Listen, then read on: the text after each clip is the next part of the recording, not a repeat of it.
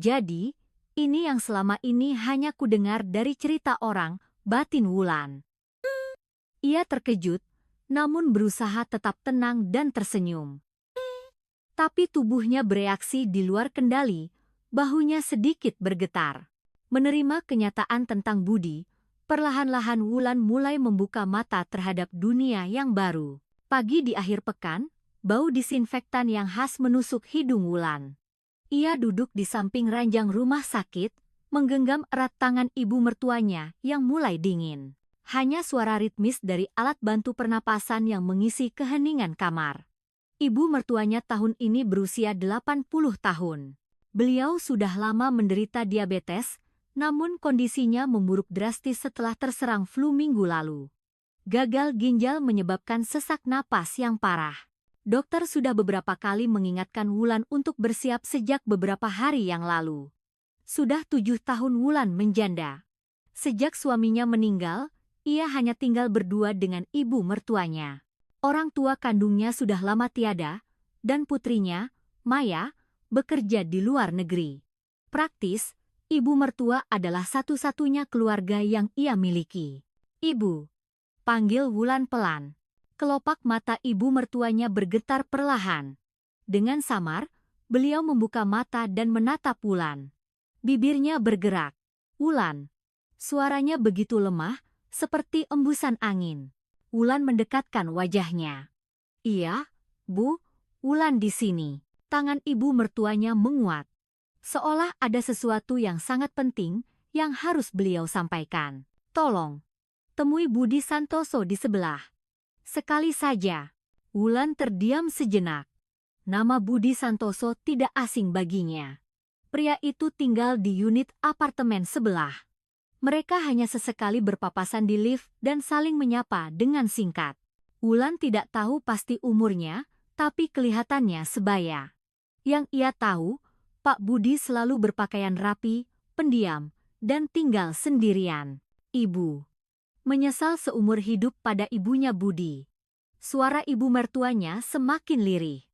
Air mata menggenang di sudut matanya. Maksud ibu apa? Kenapa ibu menyesal? Tanya Wulan panik. Namun, ibu mertuanya tidak bisa menjawab lagi. Beliau menutup mata dan mengembuskan napas terakhirnya. Ibu, ibu. Suara Wulan menggema di seluruh ruangan. Perawat bergegas masuk, diikuti oleh dokter yang memastikan waktu kematian pukul 16.47. Wulan menangis terseduh-seduh di tempat itu. Di tengah kesedihannya, kata-kata terakhir ibu mertuanya terus terngiang di kepalanya. Budi Santoso. Menyesal seumur hidup. Sebenarnya ada apa? Mengapa di saat-saat terakhirnya beliau menyebut nama pria itu? Dan mengapa beliau merasa menyesal? Wulan menyeka air matanya dan mengangkat kepala. Di luar jendela, matahari mulai terbenam.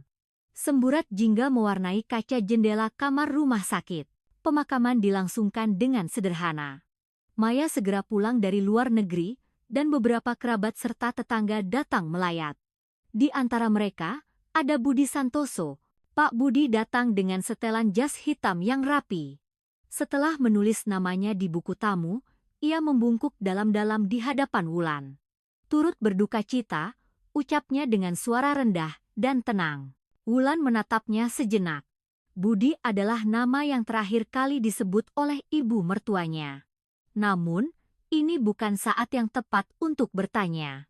Wulan balas membungkuk. Terima kasih. Setelah mengucapkan belasungkawa singkat, Pak Budi pamit undur diri. Sambil menatap punggungnya, Wulan berpikir, suatu saat aku harus menanyakannya. Kenapa ibu mengucapkan kata-kata itu? Selama 3 hari masa berkabung, Wulan sibuk mengurus segalanya. Ia bahkan tidak punya waktu untuk bersedih. Namun, ketika malam tiba dan ia sendirian, kata-kata terakhir ibu mertuanya kembali terngiang. Menyesal seumur hidup. Beban kata-kata itu terasa menekan dadanya. Seolah ada tugas yang belum selesai. Tugas yang tidak bisa diselesaikan ibu mertuanya, dan kini seolah menjadi tanggung jawabnya. Seminggu setelah pemakaman, Maya kembali ke luar negeri. Di rumah yang kini sepi, Wulan mulai merapikan barang-barang peninggalan ibu mertuanya. Ia membuka lemari, laci satu persatu, menatap benda-benda yang telah terkumpul selama bertahun-tahun. Foto-foto tua, kacamata yang penuh bekas sidik jari, buku catatan yang selalu beliau gunakan setiap benda membawa kenangan. Sambil sesekali menyeka air mata, Wulan terus bergerak perlahan. Saat merapikan laci di samping tempat tidur, ia menemukan ponsel lama milik ibu mertuanya. Layarnya mati, tapi setelah diisi daya, ponsel itu menyala. Wulan membuka galeri, berharap menemukan beberapa foto kenangan. Namun, jarinya tidak sengaja menekan aplikasi rekaman suara. Di layar, muncul beberapa file rekaman. Oh, ibu sempat membuat rekaman suara, gumamnya. Karena penasaran, Wulan memutar file yang paling baru. Mungkin saja ada pesan terakhir yang ingin beliau sampaikan. Hari ini aku teringat Budi lagi. Terdengar suara ibu mertuanya, dengan nada seperti sedang berbicara pada diri sendiri. Wulan terkejut dan mendekatkan ponsel ke telinganya. Sudah 3 tahun sejak ibunya Budi yang di sebelah meninggal. Waktu beliau masih hidup, beliau sering sekali bilang padaku. Katanya, putranya hidup terlalu kesepian. Hatinya tertutup karena luka masa muda yang terlalu dalam. Mata Wulan membelalak. Ini cerita tentang Budi. Ibu mertuanya merekam pikirannya sendiri. Katanya, pernikahan Budi dulu dibatalkan. Hanya karena dia berbeda dari yang lain. Beliau tidak menjelaskan detailnya, hanya bilang karena kondisi fisiknya. Sejak saat itu, Budi memutuskan untuk hidup sendiri selamanya. Terdengar nada prihatin dalam suara ibu mertuanya. Sebelum meninggal, ibunya Budi memohon padaku. Tolong jaga anakku. Kasihan dia hidup sendiri. Kalau ada orang baik, tolong kenalkan padanya. Saat itu aku hanya menganggapnya sebagai kata-kata hiburan, tapi sekarang aku sadar, beliau benar-benar tulus. Rekaman itu berhenti sejenak, lalu berlanjut. Wulan juga sudah 7 tahun sendirian. Dia memang tegar setelah suamiku tiada, tapi semakin tua, hidup sendiri itu berat. Anaknya di luar negeri, pulang hanya saat libur besar. Setiap kali melihatnya makan sendirian sambil nonton TV, hatiku sakit. Wulan menggigit bibirnya. Ia tidak menyangka ibu mertuanya begitu mengkhawatirkannya. Wulan itu anak yang baik hati, tidak punya prasangka. Aku berpikir, bagaimana kalau dia setidaknya berkenalan dengan Budi? Tapi aku juga ragu, apa pantas aku ikut campur? Keduanya sama-sama punya luka, jadi harus hati-hati. Aku tidak bisa memaksa mereka. Rekaman berakhir. Wulan duduk termenung untuk waktu yang lama. Hatinya terasa sesak. Ia sama sekali tidak tahu ibu mertuanya memendam pemikiran seperti ini sendirian. Wulan memutar file rekaman lainnya satu persatu. Salah satunya direkam 6 bulan yang lalu. Akhir-akhir ini aku sering bertemu Budi. Kalau berpapasan di lift, dia selalu menyapa dengan sopan. Walaupun pendiam, sorot matanya terlihat hangat. Sayang sekali orang seperti dia harus hidup sendirian selamanya. Terdengar ibu mertuanya menghela napas. Dulu waktu ibunya Budi masih hidup, kami sering mengobrol. Kalau bertemu di taman apartemen, kami bicara tentang tanaman, tentang anak-anak. Beliau selalu khawatir tentang putranya. Budi itu anak yang baik dan rajin, tapi orang-orang tidak tahu, katanya sedih. Mata Wulan mulai berkaca-kaca. Ia memutar file lainnya, rekaman sebulan yang lalu. Sepertinya umurku tidak akan lama lagi. Diabetesku semakin parah, tubuhku tidak sekuat dulu. Rasanya berat sekali karena aku mungkin akan pergi, tanpa bisa menepati janjiku pada ibunya Budi. Suara ibu mertuanya bergetar. Aku juga merasa bersalah pada Wulan. Kalau aku mati, dia akan benar-benar sendirian. Budi juga sendirian. Aku berharap mereka bisa saling menghibur, tapi aku tidak punya keberanian untuk turun tangan. Aku takut hanya akan membebani mereka. Ibu mertuanya menghela napas panjang. Ibu Budi, maafkan saya. Saya tidak bisa melakukan apa yang Anda minta. Rasanya saya akan menyesal seumur hidup. Rekaman berakhir. Wulan meletakkan ponsel di pangkuannya dan menangis lama. Kini ia mengerti makna kata-kata terakhir ibu mertuanya. Menyesal seumur hidup. Rasa penyesalan itu adalah karena tidak bisa menepati janji pada Ibu Budi dan juga karena harus meninggalkan Wulan sendirian. Ibu Budi sudah meninggal 3 tahun lalu, dan janji yang terucap di antara dua ibu yang mengkhawatirkan anak-anak mereka itu tidak pernah terwujud. Wulan menatap keluar jendela. Di seberang koridor, ia bisa melihat pintu apartemen Budi, rumah yang sunyi. Lampunya seringkali padam. Ditolak karena berbeda dari yang lain, karena kondisi fisiknya. Sebenarnya apa yang terjadi? Wulan penasaran, tapi di saat yang sama, ia merasa harus berhati-hati. Ini bukan masalah yang bisa ditanyakan sembarangan. Namun, ia tidak bisa mengabaikan harapan ibu mertuanya begitu saja. Paling tidak, ia harus menyapanya dengan sopan sekali lagi. Mungkin bisa dimulai dengan ucapan terima kasih karena sudah datang melayat. Itu akan terasa lebih alami. Wulan mengangguk perlahan. Ibu, aku akan mencoba menyapanya, gumamnya dalam hati. Ini bukan janji, tapi ia tidak bisa berpaling sepenuhnya dari harapan kedua ibu mereka. Malam itu, untuk pertama kalinya setelah sekian lama, Wulan bisa tidur nyenyak. Ia merasa telah menemukan arah dari tugas yang harus ia selesaikan. Tugas terakhir yang ditinggalkan oleh ibu mertuanya. Menyelesaikan teka-teki ini memberinya sedikit kelegaan. 2 hari kemudian, pada Sabtu pagi, Wulan membeli sekotak kue basah dari pasar dekat rumah. Ia berniat membagikannya sebagai ucapan terima kasih kepada mereka yang telah datang melayat, sekaligus mampir ke tempat Budi. Sekitar pukul 11, Wulan berdiri di depan pintu apartemen Budi sambil membawa kotak kue. Ia ragu sejenak sebelum menekan bel. Apa ini tidak akan membuatnya merasa terbebani? Namun, ia meyakinkan diri bahwa ini hanyalah ucapan terima kasih biasa, lalu menekan tombol bel. Tak lama kemudian, pintu terbuka. Budi muncul dari celah pintu. Ia mengenakan kaos abu-abu dan celana katun hitam, terlihat jauh lebih santai daripada saat mengenakan setelan jas. Ah, selamat pagi. Budi tampak sedikit terkejut. Wulan tersenyum cerah sambil menunjukkan kotak kue. Selamat pagi, Pak Budi. Saya kemari untuk mengucapkan terima kasih karena tempo hari sudah datang melayat. Ini ada sedikit kue untuk Bapak. Budi ragu sejenak, lalu membuka pintu lebih lebar. Tidak perlu repot-repot, Bu, tentu saja saya harus datang. Almarhumah ibu mertua Anda dulu akrab dengan ibu saya. Suaranya rendah dan tenang. Wulan mengangguk sambil menyerahkan kue. Tetap saja, terima kasih banyak sudah meluangkan waktu di tengah kesibukan Bapak. Budi menerima kue itu dengan ekspresi berpikir. Lalu, ia bertanya dengan hati-hati, apa ibu mau masuk dulu? Silakan minum teh sebentar. Wulan sedikit terkejut, tapi tidak ada alasan untuk menolak. Ini justru kesempatan yang baik. Baik. Kalau begitu saya mampir sebentar. Apartemen Budi sangat rapi. Di ruang tamu, ada rak buku besar yang penuh sesak. Wulan duduk di sofa sambil melihat sekeliling.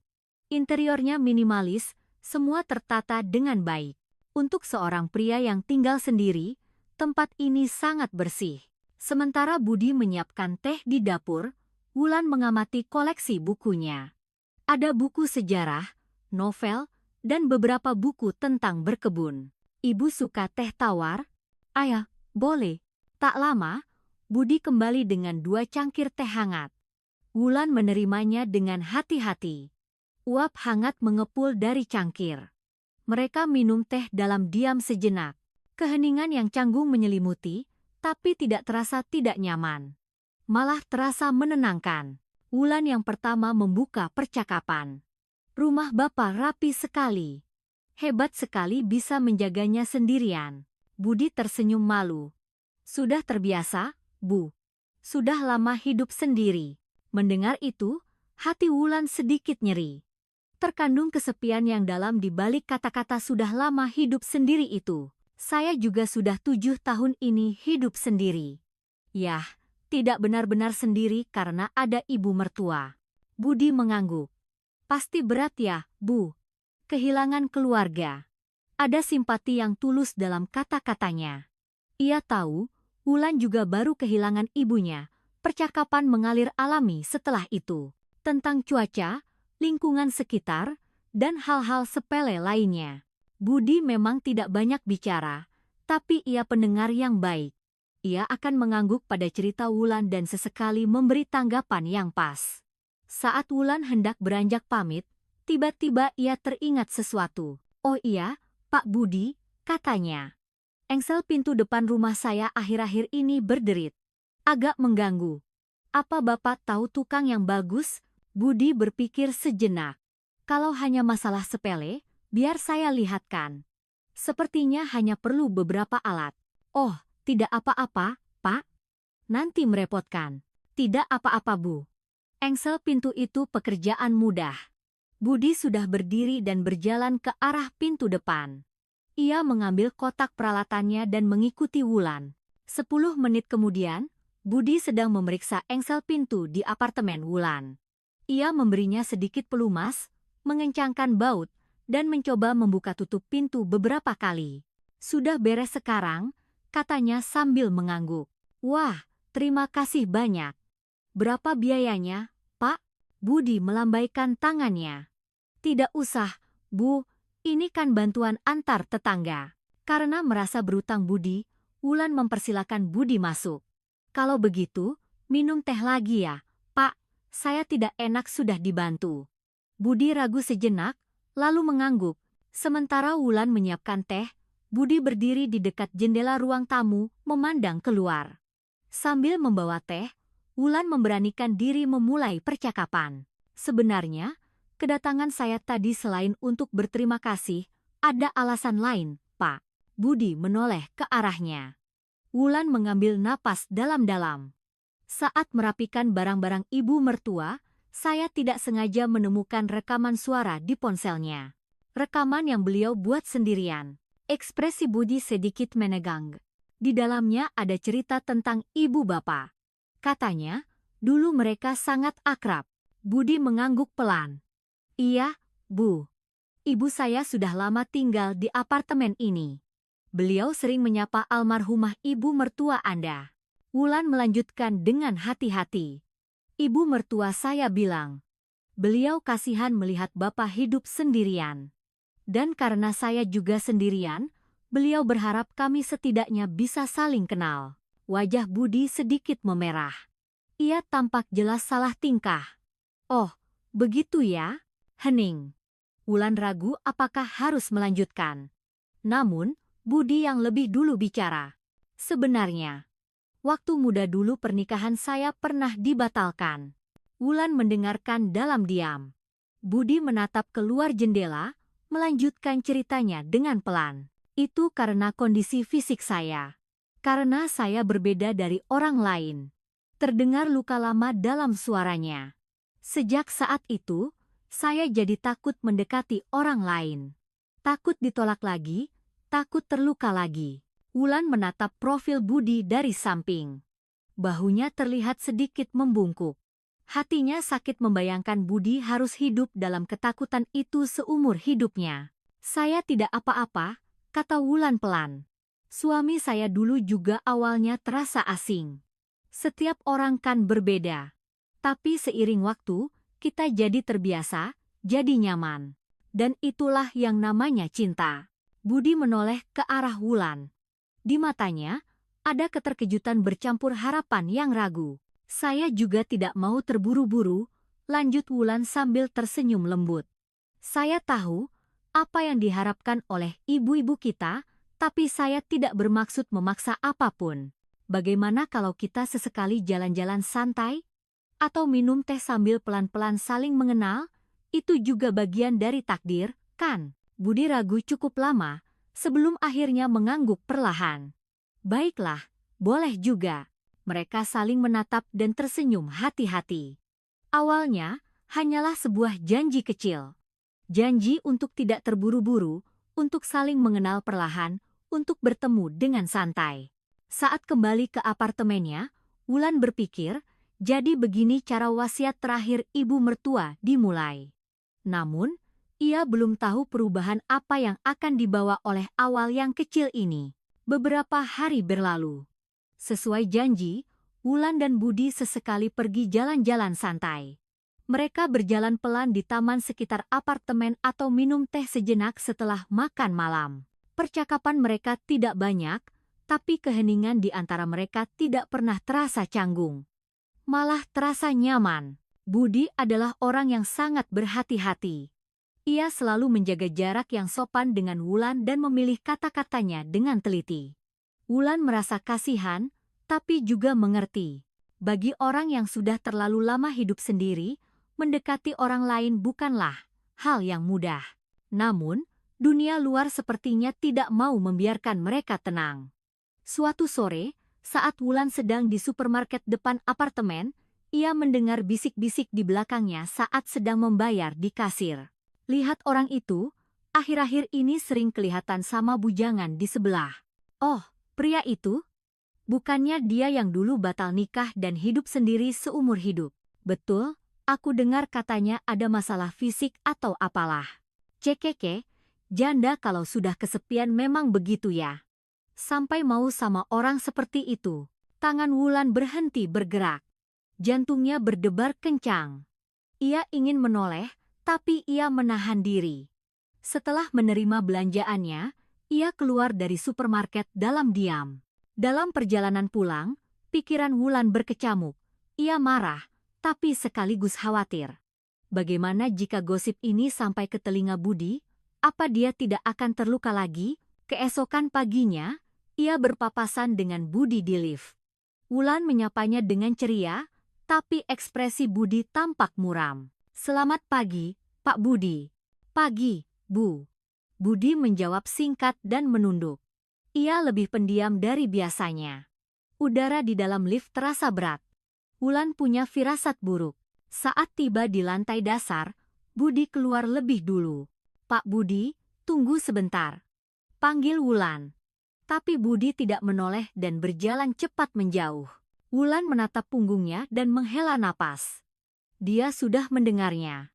Gosip itu. Sejak hari itu, Budi mulai menghindari Wulan.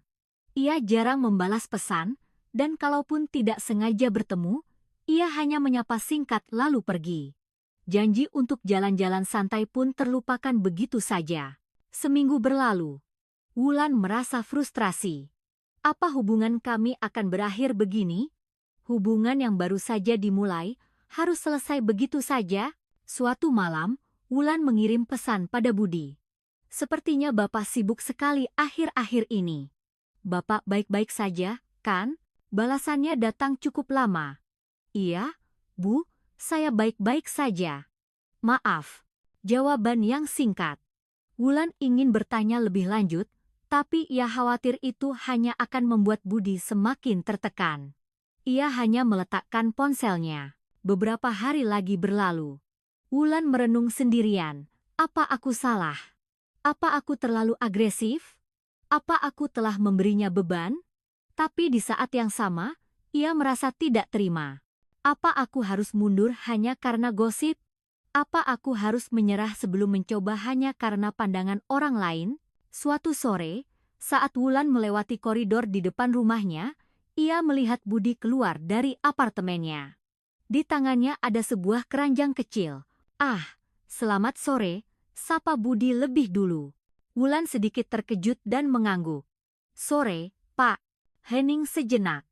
Budi menggigit bibirnya, lalu memberanikan diri bicara. "Maafkan saya, Bu, kalau akhir-akhir ini saya terkesan menghindar."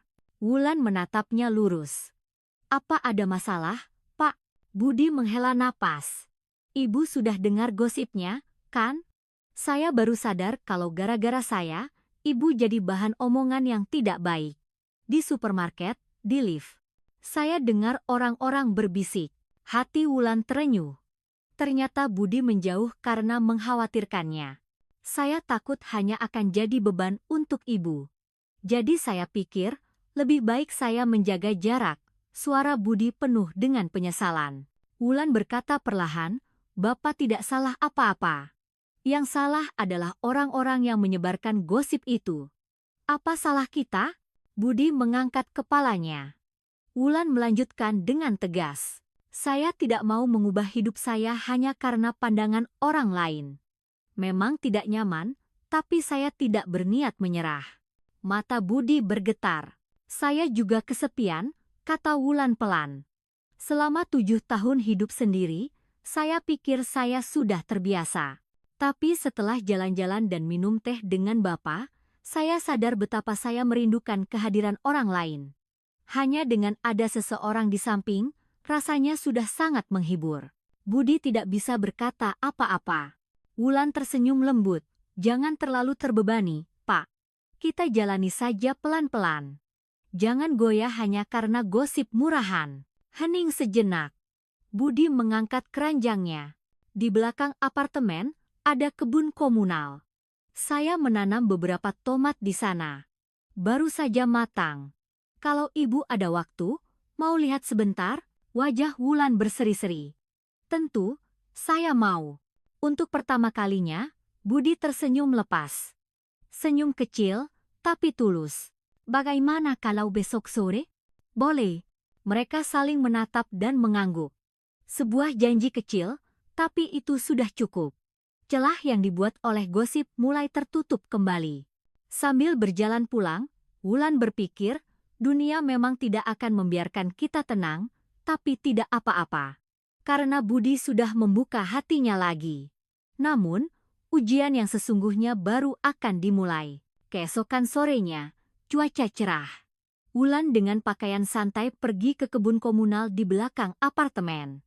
Budi sudah ada di sana. Mengenakan topi jerami, ia sedang memeriksa batang-batang tomat. Sudah datang, Bu, sapanya sambil tersenyum saat Wulan mendekat. Sudah matang merah-merah. Mau coba? Di kebun itu, tomat ceri bergelantungan lebat. Budi memetik satu dan memberikannya pada Wulan. Setelah dicuci dengan air, Wulan menggigitnya. Wah, manis sekali. Kalau ditanam sendiri jadi lebih sayang, kata Budi dengan nada bangga. Wulan melihat sekeliling kebun. Selain tomat, ada juga selada, cabai, dan terong. Saya tidak tahu Bapak menanam sebanyak ini. Ini hiburan saya setiap akhir pekan. Daripada bosan sendirian di rumah, kata Budi malu-malu. Wulan senang melihatnya. Berbeda dari sosoknya yang biasanya hati-hati, di sini Budi terlihat lebih santai. Mereka memetik tomat bersama. Budi memegang keranjang, sementara Wulan memetik satu persatu dan memasukkannya. Percakapan mereka tidak banyak, tapi keheningan itu terasa nyaman. Sinar matahari terasa hangat, dan angin bertiup sepoi-sepoi. Saat itulah, langit tiba-tiba menjadi gelap. Awan hitam menggumpal. Wulan mengangkat kepala. Wah, sepertinya mau hujan. Belum selesai ia bicara, rintik hujan mulai turun. Awalnya hanya beberapa tetes, tapi dalam sekejap berubah menjadi hujan deras. Astaga, Zero Wulan. Budi segera mengangkat keranjang. Rumah saya lebih dekat. Ayo ke sana. Mereka berlari kencang. Jarak ke apartemen hanya sekitar 50 meter, tapi dalam waktu singkat itu, pakaian mereka sudah basah kuyup. Budi menekan kode sandi pintunya, membuka pintu, dan mempersilakan Wulan masuk lebih dulu. Hah! Wulan terengah-engah saat masuk. Air menetes dari rambutnya, dan pakaiannya menempel di tubuh. Budi juga dalam kondisi yang sama. Sebentar, saya ambilkan handuk. Budi bergegas ke kamarnya. Wulan berdiri di ruang depan, mencoba mengeringkan diri. AC yang menyala membuat tubuhnya terasa dingin karena pakaian basah. Budi kembali membawa 2 handuk dan sebuah pengering rambut. Ini, Bu. Keringkan rambut Ibu. Terima kasih. Wulan membungkus rambutnya dengan handuk. Budi menunjuk ke arah ruang tamu. Duduk saja di sana sambil mengeringkan rambut. Biar saya colokkan pengering rambutnya. Wulan duduk di sofa. Budi menyambungkan kabel ke stop kontak di dekat sofa dan menyerahkan alat itu pada Wulan. Wulan menyalakannya dan mulai mengeringkan rambut. Angin hangat menyapu kepalanya, perlahan mengeringkan helai demi helai. Budi duduk di sofa seberang, mengeringkan rambutnya sendiri dengan handuk. Tiba-tiba sekali hujannya, kata Wulan sambil melihat keluar jendela. Hujan turun dengan deras. Hujan musim panas memang begitu. Biasanya cepat reda, jawab Budi. Suaranya terdengar sedikit lebih tegang dari biasanya. Wulan sepertinya tahu kenapa. Situasi di mana seorang wanita masuk ke rumah pria lajang dengan pakaian basah kuyup. Wulan terus mengeringkan rambutnya sambil berpikir. Budi adalah orang yang sangat berhati-hati. Terlihat jelas, ia berusaha keras untuk tidak melewati batas dalam situasi seperti ini. Setelah rambutnya kering, Wulan hendak mematikan pengering rambut dan berdiri. Namun, saat itu kakinya tersangkut kabel. Ah, Wulan terhuyung. Ia kehilangan keseimbangan dan tubuhnya condong ke depan. Budi dengan cepat bangkit dan menangkap Wulan. Ibu tidak apa-apa? Tangan Budi memegang lengan Wulan. Jarak mereka menjadi sangat dekat, hanya beberapa sentimeter. Wulan menahan napas. Dalam sepersekian detik saat Budi menahan tubuhnya, saat tangan Wulan tak sengaja menyentuh tubuh Budi, ia merasakannya. Dan ia akhirnya mengerti apa yang dimaksud ibu mertuanya dengan berbeda dari orang lain. Mata Wulan membelalak. Itu adalah keterkejutan, bukan ketakutan. Hanya perasaan bahwa ia akhirnya mengerti. Budi segera melepaskan Wulan dan mundur. Wajahnya merah padam. Maafkan saya. Suaranya bergetar, campuran antara malu dan panik. Budi menunduk dan mengepalkan tangannya. Inilah sebabnya saya selalu berusaha berhati-hati. Wulan mengembuskan napas perlahan. Jantungnya berdebar kencang. Bukan karena terkejut, tapi karena reaksi Budi. Ia masih menyalahkan dirinya sendiri. Pak Budi, panggil Wulan pelan. Budi tidak berani mengangkat kepala. Wulan melangkah mendekat. Iya. Sekarang saya mengerti. Tubuh Budi menegang. Saya rasa inilah yang dimaksud oleh ibu mertua saya. Suara Wulan terdengar tenang. Budi perlahan mengangkat kepalanya. Wulan menatapnya lurus. Saya tidak takut. Mata Budi bergetar. Tapi, tentu saja saya terkejut. Jujur saja, ini pertama kalinya saya merasakannya. Tapi saya tidak takut, Wulan tersenyum lembut. Hanya saja, kita harus menjalaninya perlahan. Sambil berbicara, sambil saling memastikan. Begitulah cara kita menjalaninya bersama. Budi tidak bisa berkata apa-apa. Matanya berkaca-kaca. Saya pikir, saya akan ditolak seumur hidup saya. Tidak akan ada yang mau menerima saya. Suaranya pecah. Wulan meraih tangan Budi dengan lembut. Saya juga takut. Setelah 7 tahun, mencoba menyukai seseorang lagi. Tapi saya tidak mau lari. Bapak juga, jangan lari. Budi menggenggam tangan Wulan erat. Hangat. Saya suka Ibu Wulan, kata Budi dengan suara bergetar. Saya juga, jawab Wulan. Mereka saling menatap. Di luar, hujan masih turun, tapi di dalam ruangan terasa hangat. Sambil berpegangan tangan, mereka perlahan mengatur napas dan berjanji untuk sebuah awal yang baru. Prinsip hubungan mereka jelas, mengatur kecepatan, berkomunikasi, dan menjaga rasa aman. Selama itu dijaga, mereka bisa melangkah bersama. Beberapa hari berlalu sejak saat itu. Wulan dan Budi semakin sering bertemu. Mereka jalan-jalan santai di pagi hari atau mengobrol sambil minum teh di malam hari. Percakapan mereka semakin dalam. Budi mulai sedikit demi sedikit menceritakan kisahnya, dan Wulan mendengarkan dengan sabar. Kisah tentang pernikahannya yang dibatalkan saat ia berusia 27 tahun. Kisah tentang bagaimana ia hidup sendiri selama lebih dari 30 tahun setelahnya. Wulan bisa membayangkan betapa kesepiannya Budi selama waktu yang panjang itu. Waktu itu, wanita itu berteriak ketakutan saat melihat saya, kata Budi. Luka lama masih terasa dalam suaranya. Setelah itu, saya tidak pernah berani mendekati siapapun lagi. Saya tidak sanggup jika harus melihat reaksi seperti itu lagi. Wulan menggenggam tangannya. Sekarang berbeda. Ada saya di sini. Budi menatap Wulan. Di matanya ada rasa terima kasih dan harapan yang hati-hati. Sekitar seminggu kemudian, pada Jumat malam, mereka makan malam bersama di apartemen Budi. Budi sendiri yang memasak pasta, ternyata ia cukup mahir. Enak sekali. Belajar di mana, Pak? Belajar sendiri karena sudah lama hidup sendirian. Tidak mungkin kan setiap hari pesan makanan dari luar. Setelah makan, mereka duduk di sofa ruang tamu sambil menikmati segelas anggur. Di luar jendela, lampu kota berkelip-kelip. Musik lembut mengalun pelan. Wulan yang memulai. Pak Budi, kita sudah sepakat untuk menjalaninya pelan-pelan, kan? Budi mengangguk. Tapi, sekarang saya ingin melangkah lebih jauh. Tangan Budi berhenti bergerak. Ia menatap Wulan sambil memegang gelas anggurnya. Wulan melanjutkan dengan tenang, tentu saja, tetap pelan-pelan.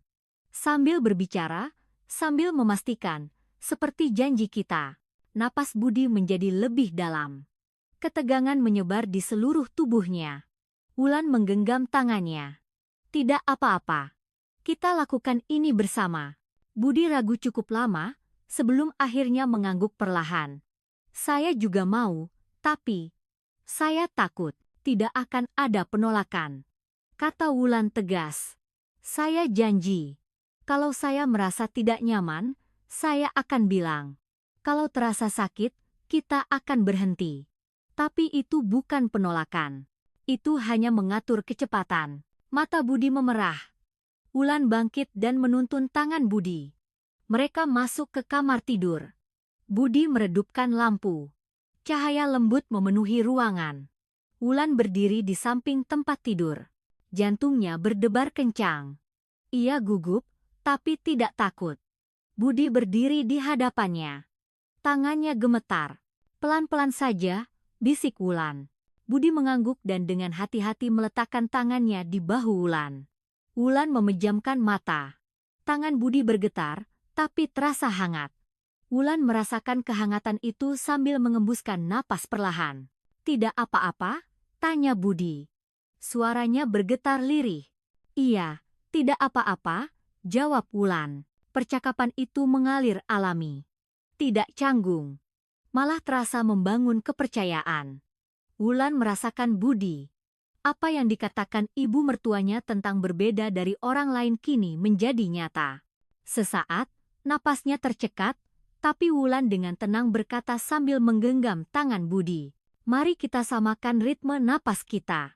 Kalau aku sudah siap, aku akan bilang. Budi mengangguk. Mereka berhenti sejenak, saling mendengarkan deru napas masing-masing. Ketegangan Wulan perlahan mereda.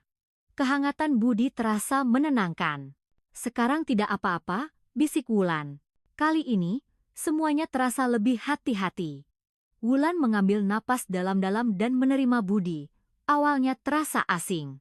Tapi Budi terus bertanya, dan Wulan terus menjawab, hingga mereka perlahan menjadi terbiasa satu sama lain. Entah berapa lama waktu berlalu, dengan perlahan dan hati-hati, mereka saling merasakan dan menjadi satu. Trauma seumur hidup Budi dan kekosongan 7 tahun Wulan perlahan mencair pada saat itu. Setelah selesai, mereka berbaring berdampingan. Budi menggenggam tangan Wulan erat. Matanya berkaca-kaca. Terima kasih, suara Budi bergetar. Aku pikir, aku akan ditolak seumur hidupku. Tapi kamu menerimaku. Wulan ikut terharu. Ia memeluk Budi dan berbisik, kita melakukannya bersama. Aku juga berterima kasih. Mereka berbaring seperti itu untuk waktu yang lama. Di luar jendela, bintang-bintang berkelip di langit malam. Sunyi, tapi tidak lagi sepi. Keesokan paginya, Wulan terbangun di tempat tidurnya. Di sampingnya, Budi masih tertidur. Wajahnya tampak damai. Sepertinya ia sudah lama tidak tidur senyenyak itu. Wulan bangkit pelan dan berdiri di dekat jendela. Sinar matahari pagi menerangi kamar dengan hangat. Dadanya terasa penuh. Kita berhasil. Kesepian Budi selama 58 tahun dan kekosongan Wulan selama 7 tahun terasa sedikit terisi semalam. Mungkin tidak sempurna, tapi ini adalah awal yang baik. Budi perlahan membuka matanya. Melihat Wulan, ia tersenyum malu. Selamat pagi. Tidur nyenyak? Iya. Sudah lama tidak tidur senyenyak ini. Mereka saling menatap dan tersenyum. Sebuah awal yang baru. Kenangan penolakan kini berganti dengan pengalaman penerimaan. 2 minggu berlalu. Hubungan Wulan dan Budi semakin dalam. Mereka jalan-jalan setiap malam atau memasak bersama di akhir pekan. Keduanya merasakan kedamaian yang sudah lama tidak mereka rasakan. Suatu Kamis sore, ponsel Wulan berdering. Putrinya, Maya. Bu, akhir pekan ini aku pulang. Aku dapat cuti. Oh ya? Wah, bagus sekali. Sudah lama tidak pulang. Iya. Kangen ibu, dan ada yang mau aku bicarakan. Ada nada aneh dalam suara Maya. Wulan merasa sedikit cemas, tapi ia menjawab dengan ceria. Oke, nanti ibu masakkan makanan kesukaanmu. Jumat malam, Maya tiba di rumah. Putrinya yang berusia 29 tahun itu, sudah 3 tahun bekerja di luar negeri. Biasanya, ia pulang 2 atau 3 kali setahun. Ibu, putri ibu pulang. Wulan menyambut Maya dengan pelukan hangat. Namun, ekspresi Maya lebih kaku dari biasanya. Sepertinya ada yang mengganjal di hatinya. Saat makan malam, Maya memulai percakapan dengan hati-hati. Bu, aku dengar dari teman. Katanya ibu sekarang sering bertemu dengan paman yang di sebelah. Tangan Wulan berhenti. Ah, gosip itu sudah sampai sejauh ini. Wulan menjawab dengan tenang. Iya, namanya Pak Budi Santoso. Kamu ingat kan, dia datang waktu pemakaman nenek. Aku tahu. Tapi Bu, kenapa harus sekarang? Ayah baru meninggal 7 tahun. Lagi pula, aku dengar dia hidup sendiri seumur hidup. Bukankah itu aneh? Apa dia tidak punya masalah? Wulan mengambil napas dalam-dalam. Reaksi yang sudah ia duga. Maya, coba dengarkan cerita ibu dulu. Apa ibu tidak merasa bersalah pada ayah? Sembur Maya emosional.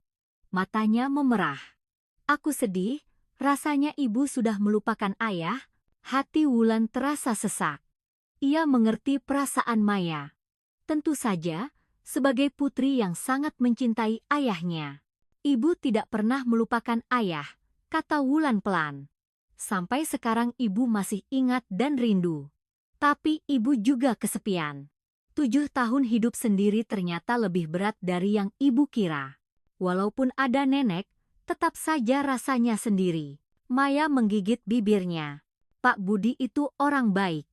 Dia hati-hati, hangat, dan membuat ibu merasa nyaman. Tapi kenapa dia hidup sendiri selamanya? Pasti ada yang aneh, kan? Wulan ragu sejenak, lalu memutuskan untuk jujur. Dia punya luka masa lalu. Pernikahannya dibatalkan karena kondisi fisiknya. Sejak saat itu, dia jadi takut pada orang lain dan memilih hidup sendiri.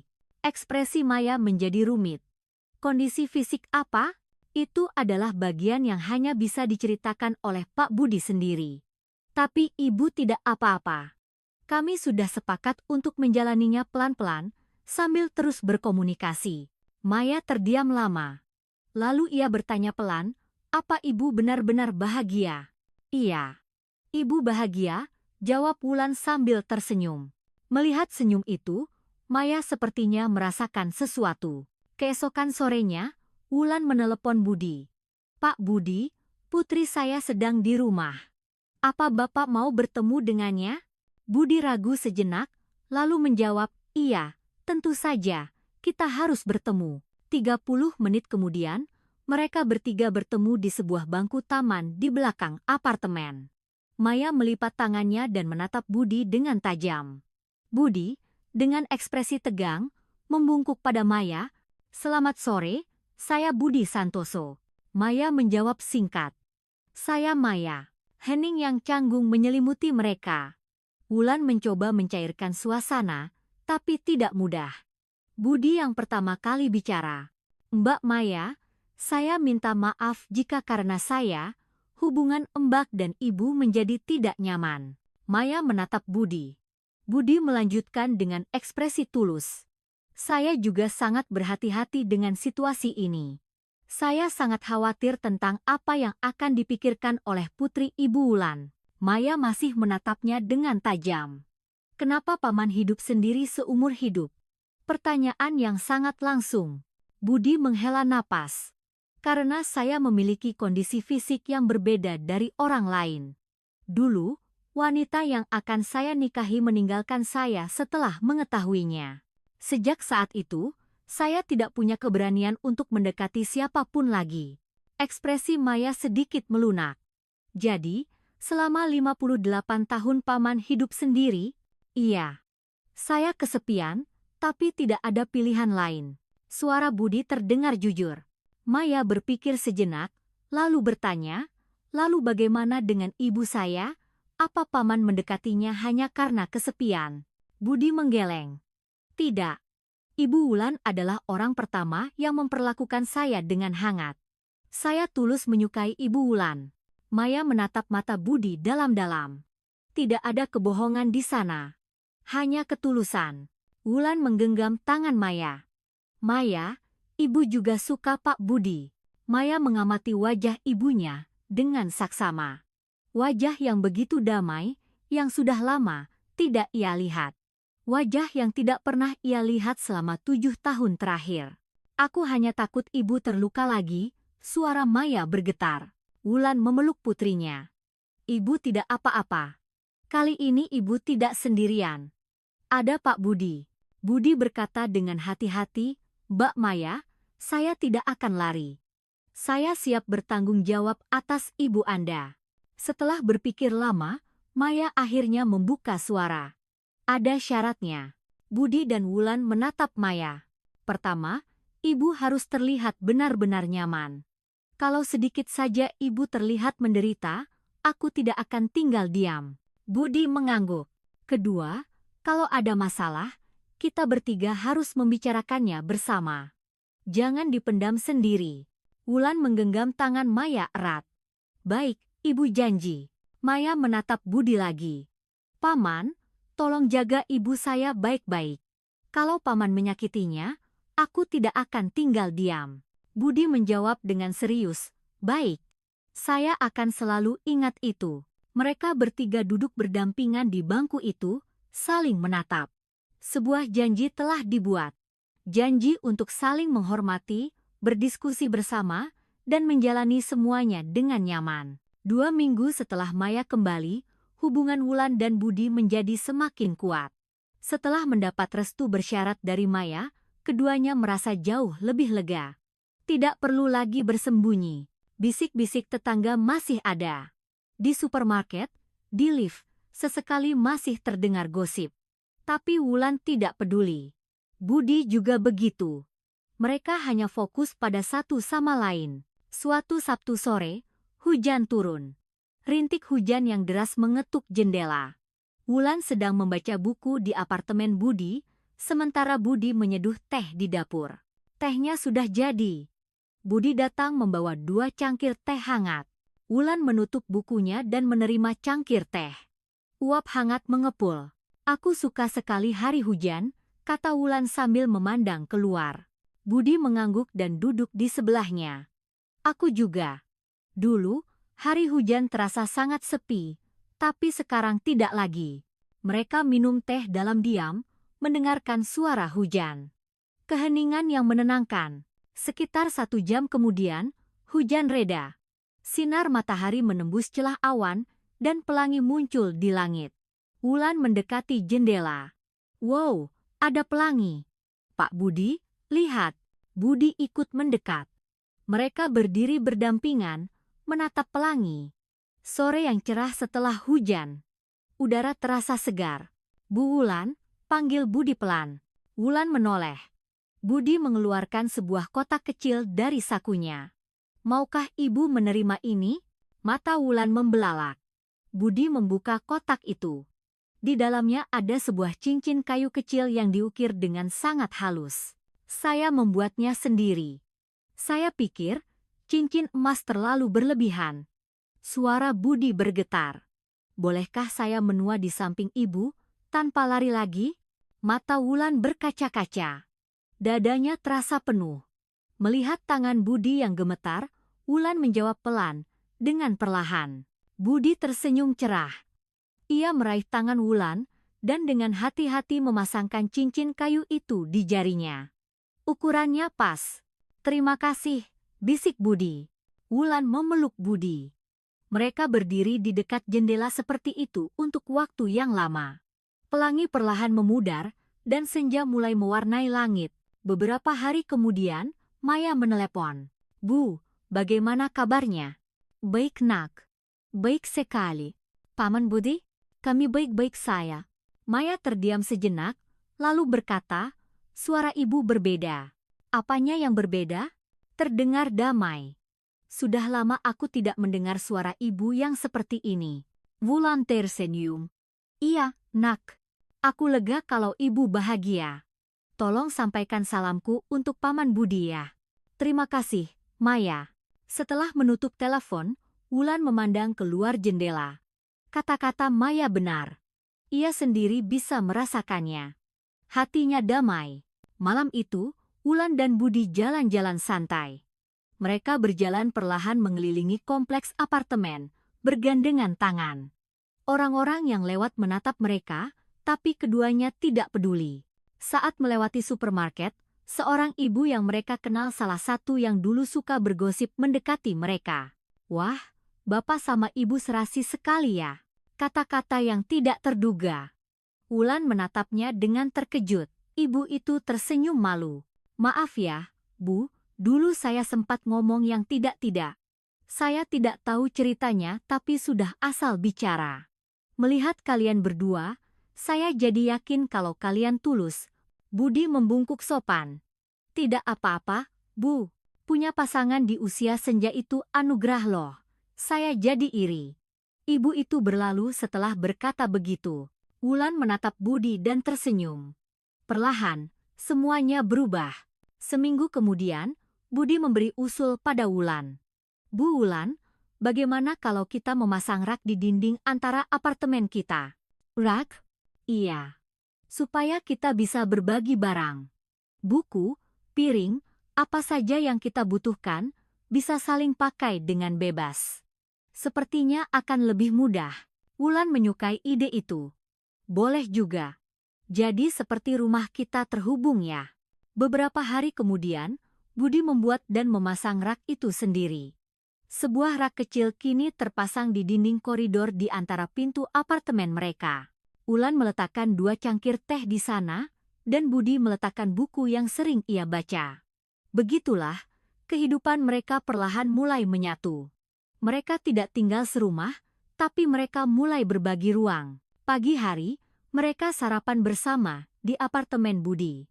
Malam hari, mereka minum teh di apartemen Wulan.